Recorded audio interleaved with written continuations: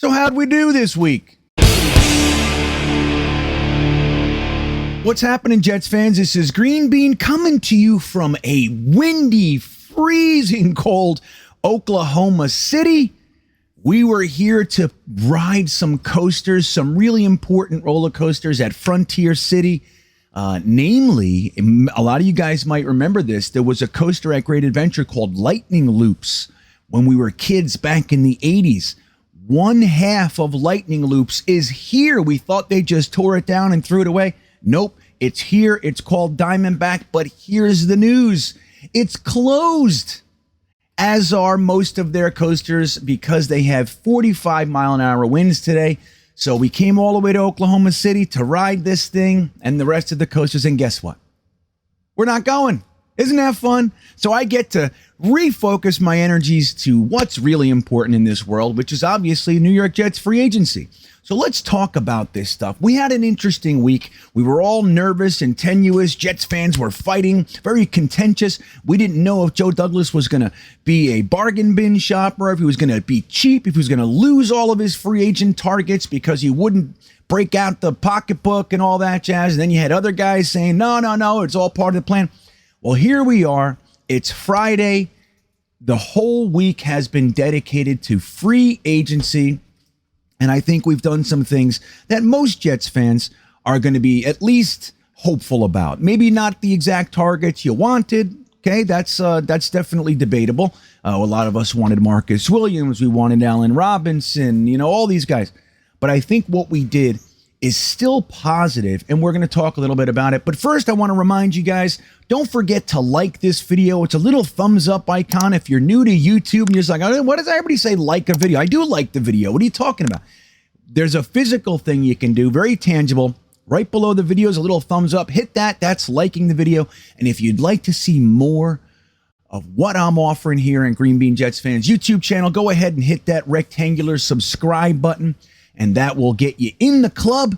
And if you want to go even further to the club, join the Beanbaggers, go ahead and click the link in the description of the video for my Patreon, all sorts of additional content, exclusive time with me. We have a great time in my Patreon, weekly get-togethers and all that sort of stuff. You can do that by clicking the link in the description. So guys, let's do a little bit of an overview. It's Friday. We started at noon on Monday. We went live. We were talking about it. O'Leary and I were hanging out live with you guys when the clock struck 12 and free agency negotiating window opened. And this is what we've done.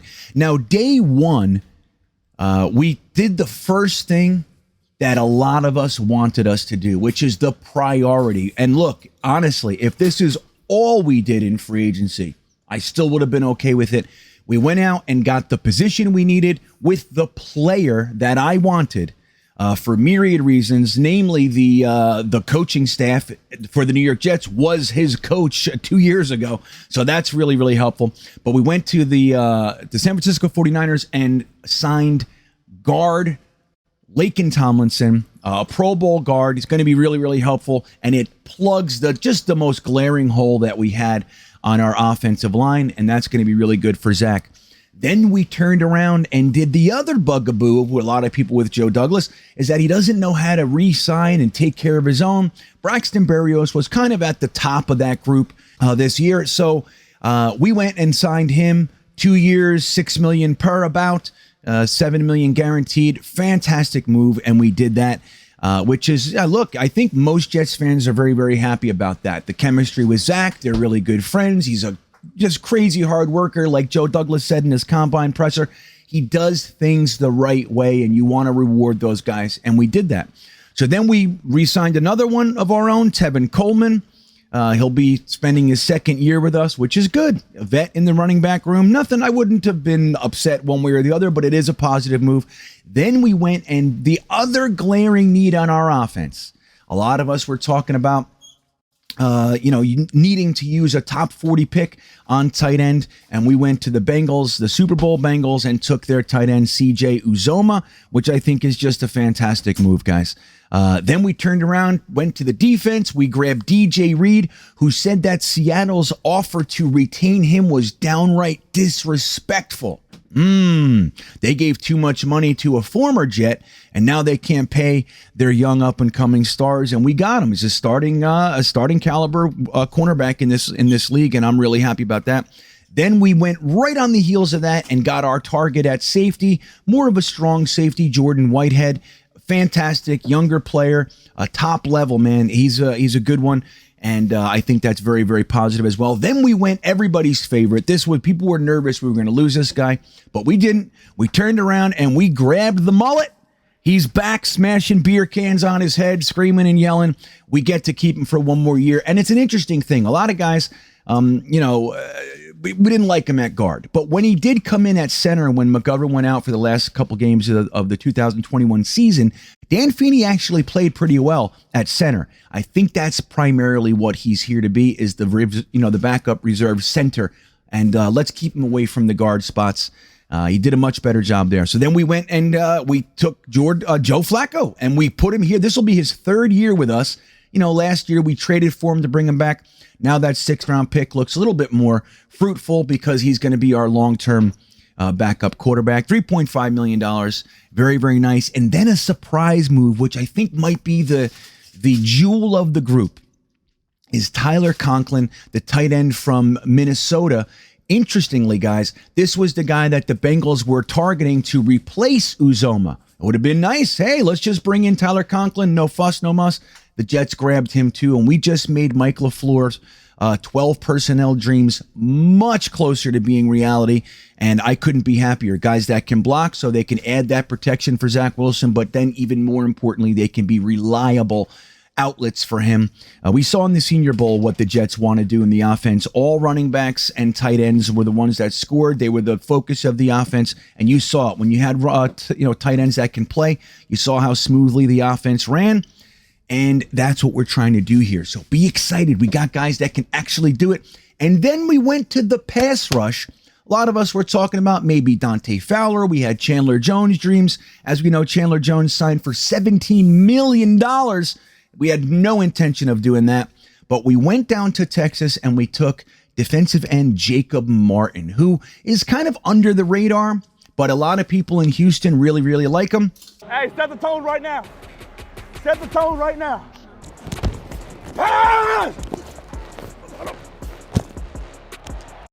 And guys, this guy is known for a couple of things. One is his energy. That's a really, really, really important thing when you're bringing on these young guys. How is their energy toward the team? Are they just going through the motions? Are they screaming and yelling and rallying guys?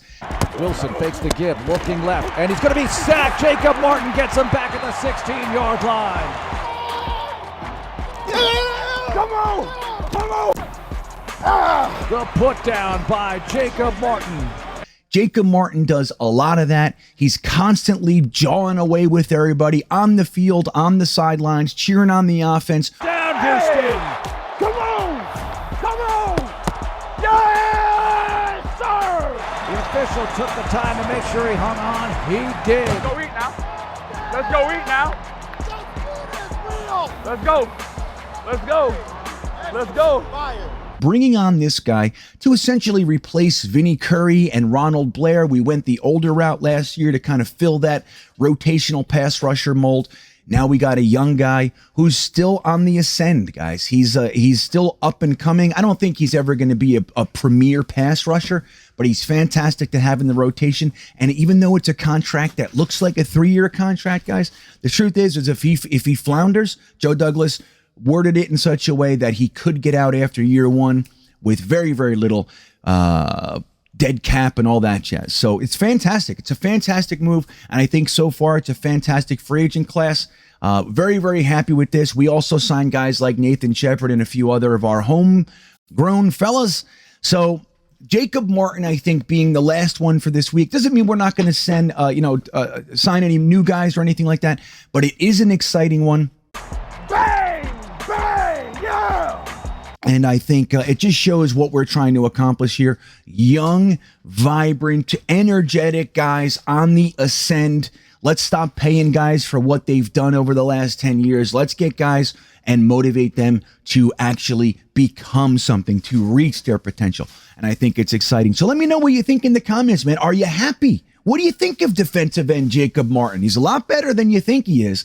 And, like I showed here, he actually got a sack against the Jets when we played the Texans this year. I'm really curious.